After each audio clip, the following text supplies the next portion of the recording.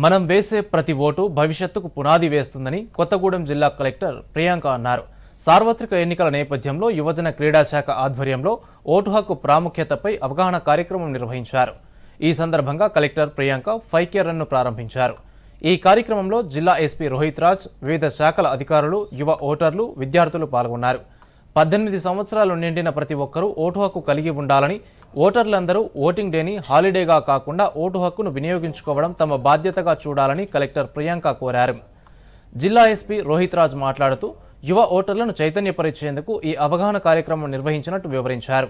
ప్రతి ఒక్కరూ ఓటు హక్కును వినియోగించుకోవాలన్నారు.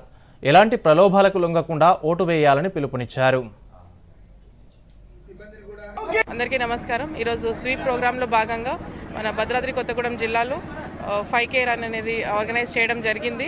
మన general elections to House of Parliament 2024లో ఓటర్ అవేర్నెస్ కోసం ఈరోజు స్వీప్లో భాగంగా ఆల్ డిస్ట్రిక్ట్లో ఉన్న ఎడ్యుకేషనల్ ఇన్స్టిట్యూషన్స్లో ఉన్న 18+ ఓటర్స్ తోటి ఈరోజు 5K రన్ అనేది డిస్ట్రిక్ట్లో ఆర్గనైజ్ చేయడం జరిగింది.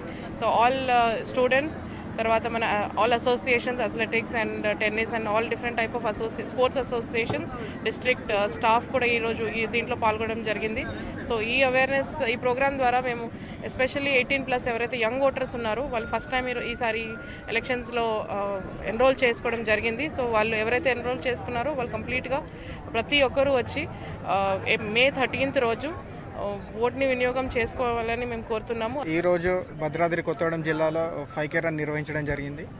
ఇది ముఖ్యంగా ఓటర్ అవేర్నెస్ క్యాంపెయిన్లో భాగంగా ఈరోజు 5K రన్లో వివిధ departments, especially students, degree college students కానీ, ఇంటర్ కాలేజ్ స్టూడెంట్స్ కానీ వీళ్ళందరూ కూడా పార్టిసిపేట్ చేయడం జరిగింది.